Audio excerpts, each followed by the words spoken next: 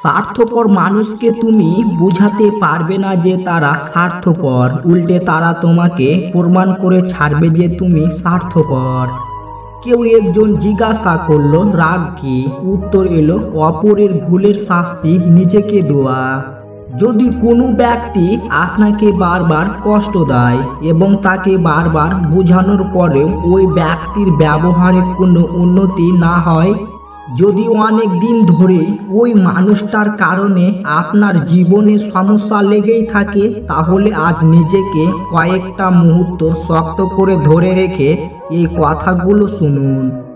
জীবনে যখন কেউ আমাদের অনেকটা বেশি কষ্ট দেয়, ঠিক তখনই আমরা তাড়াহুড়ো করে অনেক বড় বড় সিদ্ধান্ত নিয়ে ফেলি, আর যার কারণে আমাদের জীবনে অনেক ধরনের বড় বড় ক্ষতির মুখে পড়তে হয়। এরকম সময়ে আমাদের কি করা উচিত আর কি কি সিদ্ধান্ত নেওয়া উচিত সেটা আমরা অনেকেই জানি না, আর এর জন্য বড় সমস্যায় পড়তে হয়। তাই খারাপ সময়ে মানুষের কাছে থেকে পাওয়া কষ্টগুলোকে কাজে লাগিয়ে কিভাবে নিজের জীবনকে বদলে ফেলতে হয় সেরকম কিছু কাজের কথা জেনে রাখুন।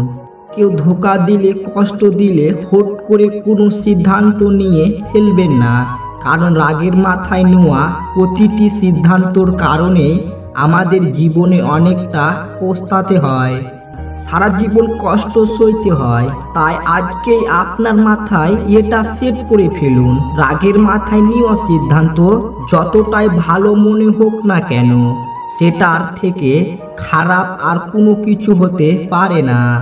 কিছু কিছু সময় কিছু কিছু মানুষ আপনাকে অনেকটা মূল্যবান মানুষ হিসাবে তারা নিজের জীবনে জায়গা দেবে, এমন একটা অ্যাটিটিউড করতে শুরু করবে যে আপনার সাথে কথা বললে হয়তো তার জীবনের মূল্যবান সময়গুলো নষ্ট হয়ে যায় বলেই সে আপনাকে অবহেলা করে। আপনার সঙ্গে এরকম কিছু একটা হতে থাকলে বুঝে নিন, সবাই আপনার মতো করে সবাইকে ভালোবাসতে পারে না। ভালোবাসার নাম হলো কিছু কিছু মানুষ প্রতারণা করে। জীবনে যাকে পাওয়া যাবে না, নিয়তি তার সাথেই সম্পর্কটা করিয়ে দেয়। প্রথমবার কাউকে ভালোবেসে যখন নির্মলভাবে ঠকে যাবেন, তখন আপনার ভিতর থেকে ভালোবাসা শব্দটি উঠে যাবে। তারপর আপনার জীবনে অনেক মানুষ দুবার আসবে, কিন্তু কাউকে আর ভালোবাসতে ইচ্ছা হবে না। যে তোমাকে যতটা সম্মান দেবে, তুমিও তাকে ঠিক ততটাই সম্মান দাও, তার অধিক বেশি দেওয়ার চেষ্টা করো না। কারণ এই যুগের মানুষগুলো সম্মানের চেয়ে বেশি স্বার্থে চলে।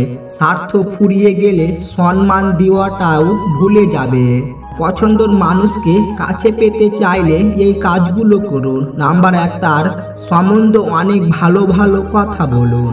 নাম্বার 2, তার সব ছোট ছোট ইচ্ছাগুলো পূরণ করার চেষ্টা করুন।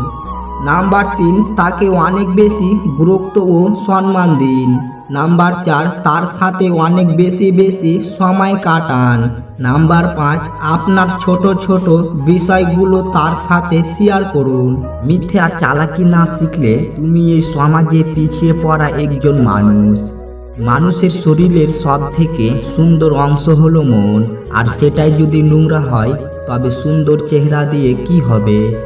3টা সময়ে মানুষের আসল রূপ চিনতে পারবেন: যখন আপনি অভাবগ্রস্ত হবেন, যখন আপনি বিপদগ্রস্ত হবেন, আর যখন আপনি অসুস্থ হবেন। এমন মানুষদের থেকে দূরে বজায় রাখুন যারা কখনো নিজের ভুল স্বীকার করে না আর এমন ভাব করে যেন সব ভুল আপনার। এই পৃথিবীতে কাউকে নিজের করে ভাবতে নেই, যাকে নিজের করে ভাববেন সেই কষ্ট দেবে। একদিন বিল গেটস একটা রেস্টুরেন্টে খেতে গেছে। খাওয়ার পর বিল গেটস ওয়েটারকে $5 বকশিস দিল। বকশিস পেয়ে ওয়েটার বিল গেটসের দিকে হাঁ করে তাকিয়ে থাকলো।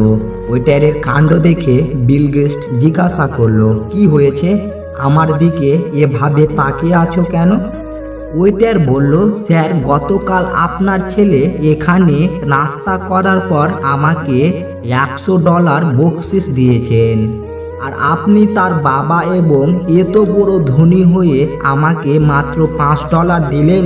বিল গেটস হেসে ওয়েটারকে বললেন, সে হচ্ছে বিশ্বের 1 নাম্বার ধনী মানুষের ছেলে, আর আমি হচ্ছি একজন কাঠুরিওয়ালার ছেলে।